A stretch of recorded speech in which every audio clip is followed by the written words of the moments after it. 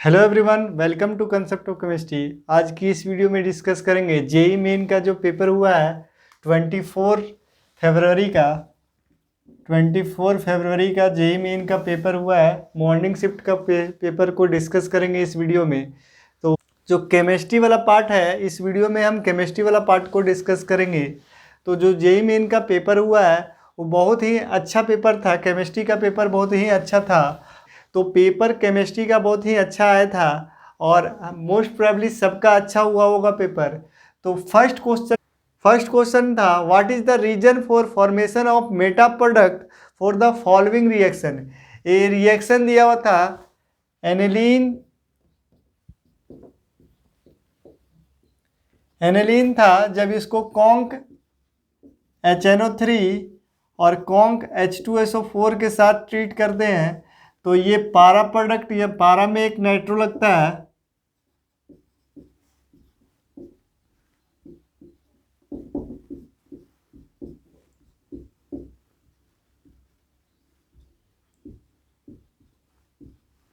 ये 51%, ये 47% और इसका जो ये 2% और इसका जो मेटा प्रोडक्ट है ये 47% है।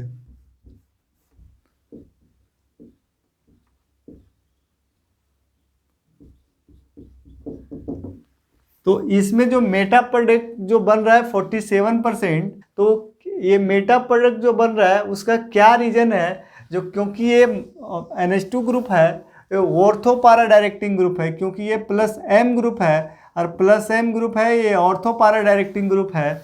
ये जो है ये ऑर्थो ये और पारा पोजीशन में इलेक्ट्रॉन डेंसिटी इंक्रीज करता है और इलेक्ट्रोफाइल यहाँ पे अटैक करेगा। तो इसके अनुसार क्या होगा, ये ऑर्थो पारा डायरेक्टिंग है तो प्रोडक्ट होना चाहिए ऑर्थो पारा मेजर बनना चाहिए। लेकिन इसमें मेटा जो बन रहा है, क्यों बन रहा है मेटा, इसका रीजन पूछ रहा है। तो यहाँ पे जब NH2 रहता है,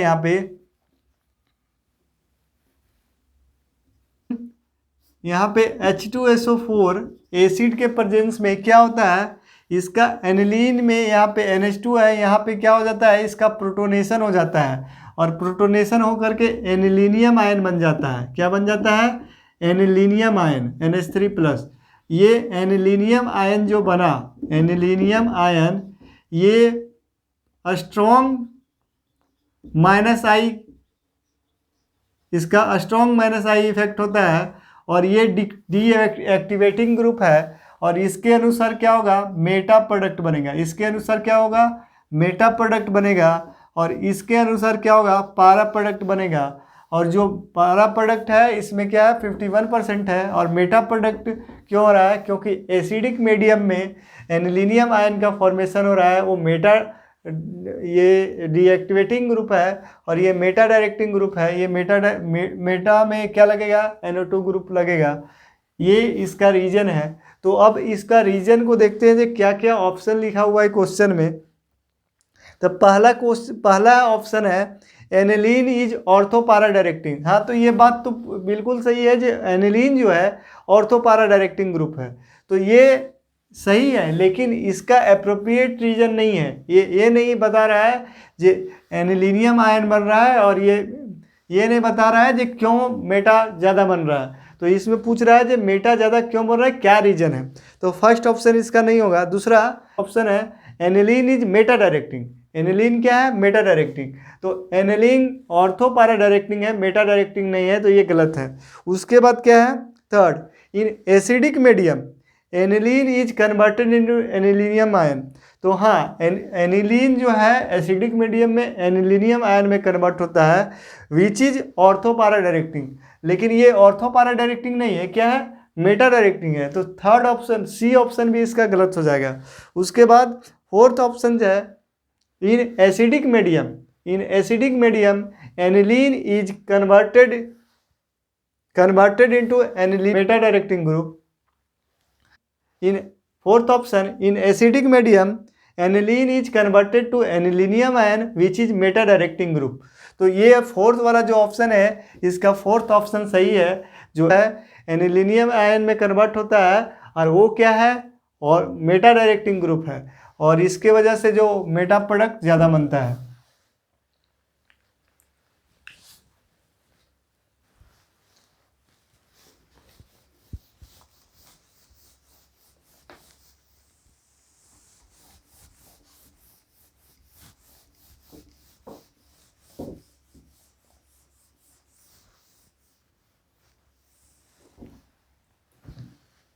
सेकेंड क्वेश्चन क्या है, थैलिक एनहाइड्राइड दिया हुआ है, थैलिक एनहाइड्राइड।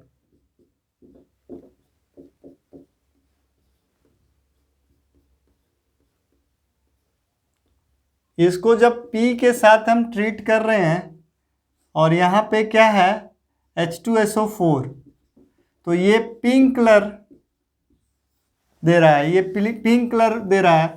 तो यहाँ से पिंक कलर से हमको क्या आइडिया आ रहा है, जो जब इसको हम ट्रीट करेंगे किसके, थैलिक एनहाइड्राइड को P के साथ ट्रीट करेंगे तो पिंक कलर आएगा।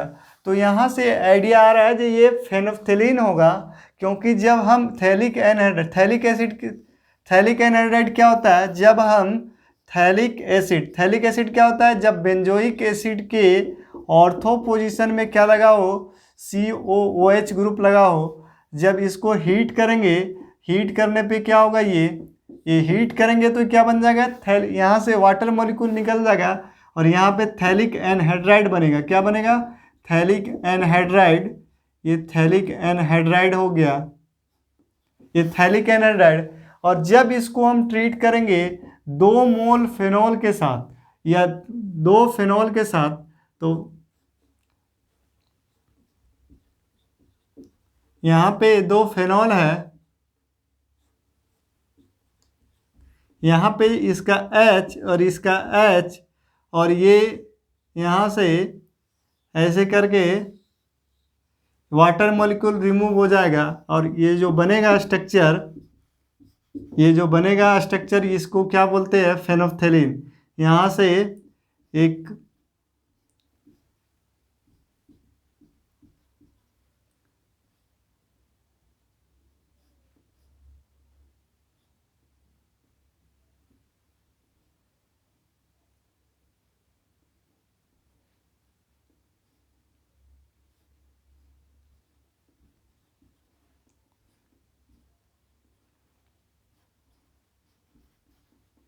ये क्या है, फेनोल्फथलीन। यहाँ पे देख रहे हैं, जो यहाँ पे जो फेनॉल में जो पारा पोजीशन है वो क्या होना चाहिए, फ्री। पारा पोजीशन में कोई सब्स्टिट्यूएंट नहीं लगाना चाहिए, पारा पोजीशन ब्लॉक नहीं होना चाहिए। तो फर्स्ट ऑप्शन देख रहे हैं, फर्स्ट ऑप्शन में जो ऑप्शन दिया हुआ है, ऑप्शन हम चेक कर रहे हैं, तो फर्स्ट ऑप्शन में ऑर्थो पोजीशन इसका ब्लॉक है, इसका ऑर्थो पोजीशन ब्लॉक है, पारा क्या है, पारा फ्री है, पारा में कोई ग्रुप नहीं लगा हुआ है, तो ये ऑप्शन होगा, ये ऑप्शन होगा। दूसरा जो ऑप्शन देख रहे हैं उसमें पारा क्या है, पारा पोजीशन क्या है, ब्लॉक है, पारा पोजीशन इसमें क्या है, ब्लॉक है। यहाँ पे क्या लगा हुआ है, यहाँ पे लगा हुआ है इथाइल ग्रुप। तो ये पारा पोजीशन ब्लॉक होने की वजह से ये जो है ये नहीं होगा, ये ऑप्शन नहीं होगा। तीसरा देख रहे हैं, तो तीसरा में क्या है, तीसरा में भी क्या है, दोनों जो पारा पोजीशन है दोनों ब्लॉक है। यहाँ पे क्या लगा हुआ है, इथाइल लगा हुआ है, और यहाँ पे क्या लगा हुआ है, मिथाइल लगा हुआ है। तो दोनों पारा पोजीशन इसका ब्लॉक है, इसलिए ये भी नहीं होगा ऑप्शन। और फोर्थ ऑप्शन जो है, फोर्थ ऑप्शन में क्या है, यहाँ पे OH लगा हुआ है और यहाँ पे OH लगा हुआ है, यहाँ पे मिथाइल ग्रुप लगा हुआ है और यहाँ पे इथाइल ग्रुप लगा हुआ है। तो इसका पारा तो ब्लॉक है, लेकिन इसका भी पारा हम बोल सकते हैं, जो ये मिथाइल ग्रुप है, ये OH ग्रुप है, जब इलेक्ट्रोफाइल इसमें अटैक करेगा तो यहाँ पे इलेक्ट्रोफाइल नहीं आएगा, यहाँ पे इलेक्ट्रोफाइल इजीली नहीं आएगा, क्योंकि एस्टेरिकली हिंडर्ड है। इसके वजह से क्या होगा, इसका जो करेक्ट ऑप्शन होगा ये होगा, तो इसका जो ऑप्शन होगा ये होगा। लेकिन अगर बात करें इसका जो प्रोडक्ट जो बनेगा, क्या बनेगा, यहाँ पे इथाइल ग्रुप लगा रहेगा, यहाँ पे इथाइल, यहाँ पे CH2 CH3, ये इथाइल ग्रुप, यहाँ भी CH2 CH3, ये मेरा क्या रहेगा, प्रोडक्ट रहेगा। तो CH2CH3, ये कंपाउंड बनेगा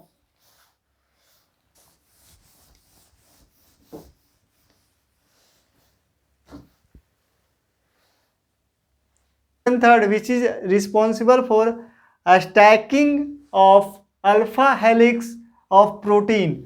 अल्फा हेलिक्स ऑफ प्रोटीन का स्टैटिंग के लिए कौन रिस्पॉन्सिबल है?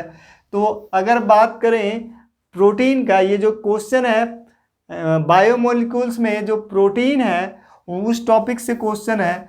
तो अगर प्रोटीन का स्ट्रक्चर का बात करें तो 4 टाइप का स्ट्रक्चर होता है।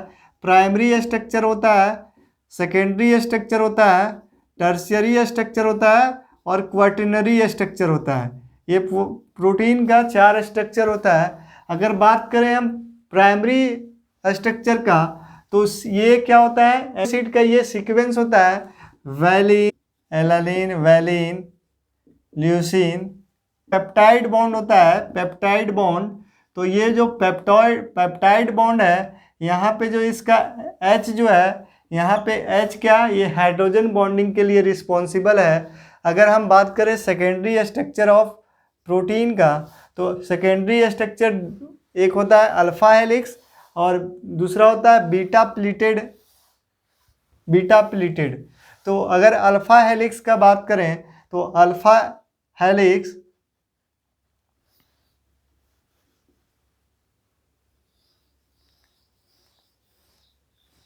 यहाँ पे जो इसका जो CO ग्रुप है, CO ग्रुप, और यहाँ पे जो NH ग्रुप है, ये NH पेप्टाइड का ये जो है, इसके बीच में हाइड्रोजन बॉन्डिंग होता है। और इसका स्टैकिंग के लिए ये पेप्टाइड का, अल्फा हेलिक्स पेप्टाइड का स्टैकिंग के लिए कौन रिस्पॉन्सिबल है? तो ये हाइड्रोजन बॉन्डिंग रिस्पॉन्सिबल है। यहाँ पे जो अट्रैक्टिव फोर्स है, कौन सा स्टैटिक फोर्स है? हाइड्रोजन बॉन्डिंग है। इसके वजह से इसका जो हेलिक्स जो बन रहा है, किसके वजह से बन रहा है? ये हाइड्रोजन बॉन्डिंग के वजह से बन रहा है। और इसको ये बांधे हुए है, ये इसको बाइंड किए हुए है। इसका जो स्टैटिक हेलिकल स्ट्रक्चर बन रहा है, ये हाइड्रोजन बॉन्डिंग के वजह से बन रहा है। तो इसका जो करेक्ट ऑप्शन होगा, इसका करेक्ट ऑप्शन क्या होगा? ये हाइड्रोजन बॉन्डिंग। तो ये जो टॉपिक है polymer chemistry, biomolecule chemistry in everyday life और 11th का एनवायरमेंटल केमिस्ट्री, इस टॉपिक से क्वेश्चन NTA वाला का जो है ये फेवरेट टॉपिक है, जिससे क्वेश्चन ये देता ही है। और सिंपल क्वेश्चन, जनरली स्टूडेंट इस चैप्टर को इग्नोर कर देता है और इसको पढ़ता नहीं, हल्का सा ये चैप्टर को इग्नोर कर देता है। तो ये चैप्टर से बहुत सिंपल सा क्वेश्चन रहता है और ये चैप्टर को करना चाहिए। अगर पॉलीमर केमिस्ट्री में एक टेबल बना हुआ है जिसमें ग्लिप्टल दिया हुआ है, तो उसका मोनोमर वगैरह देख लीजिएगा। हो सकता है नेक्स्ट शिफ्ट में जो एग्ज़ाम हो उसमें पूछ दे। ये भी पूछ सकता है, क्या पूछ सकता है? जो थर्मोसेटिंग पॉलीमर का एग्जाम्पल पूछ सकता है, या मोनोमर पूछता है। जनरली पॉलीमर में मोनोमर पूछता है, मोनोमर पर बेस्ड क्वेश्चन रहता है। बुना S, बुना N, बुना N के बारे में पूछ चुका है, बुना S के बारे में पूछ सकता है। बायोडिग्रेडेबल पॉलीमर को देख लेना है। बायोडिग्रेडेबल पॉलीमर 2 होता है, PHBB, और ये नाइलॉन 26। तो नाइलॉन 26 देख लेना है, इसका क्या मोनोमर होता है। इस टाइप का क्वेश्चन नेक्स्ट शिफ्ट में हो सकता है पूछे। तो नेक्स्ट क्वेश्चन देखते हैं। Gas evolve due to anaerobic degradation of vegetation causes. तो क्या होता है? जब एनएरोबिक ऑक्सीडेशन होता है तो मीथेन गैस बनता है। जब मीथेन गैस किसके लिए रिस्पॉन्सिबल है? तो ग्लोबल वार्मिंग के लिए और कैंसर, ये ग्लोबल वार्मिंग एंड कैंसर के लिए। यहाँ पे जो फर्स्ट ऑप्शन है ये इसका सही होगा, क्योंकि ग्लोबल वार्मिंग के लिए कौन रिस्पॉन्सिबल है? Methane gas.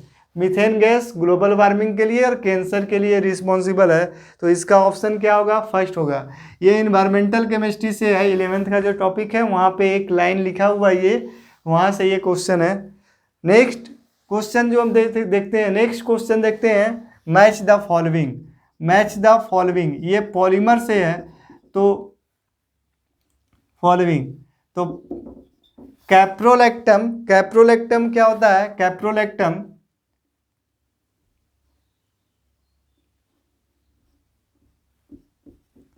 CH2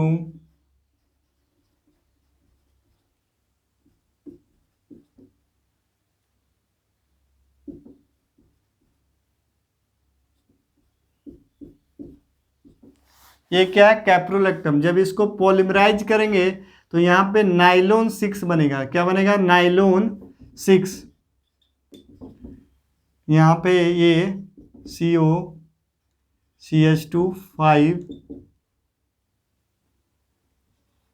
और NH, ये पॉलीमराइज करके बनेगा। उसके बाद का क्या होगा, 1 का 3 होगा, 1 का C कौन सा ऑप्शन में है, 3 ऑप्शन में है, 4 ऑप्शन में है। उसके बाद चेक करते हैं एक्राइलोनाइट्राइल। एक्राइलोनाइट्राइल किसको बोलते हैं, CH2, इसको एक्रेलोनाइट्राइल बोलते हैं। जब इसको इसी को पॉलीमराइज कर देंगे तो क्या बनेगा, पैन बनेगा, पैन, इसको पॉली एक्रेलोनाइट्राइल। लेकिन जब इसको हम 1,3 ब्यूटाडाइन के साथ इसको जब हम क्या करेंगे, पॉलीमराइज करेंगे तो ब्यूना एन बनेगा, ब्यूना एन। यहाँ पे एन किसके लिए है, एक्रेलोनाइट्राइल के लिए। तो इसका ऑप्शन क्या होगा, एक्रेलोनाइट्राइल से क्या बनेगा, बी। सेकेंड का क्या होगा, बी। सेकेंड का बी किस में है, तो थर्ड है, तो इसका आंसर क्या होगा, 3। लेकिन चेक कर लेते हैं सबको। उसके बाद क्या है, क्लोरोप्लीन। क्या है, क्लोरोप्रीन है।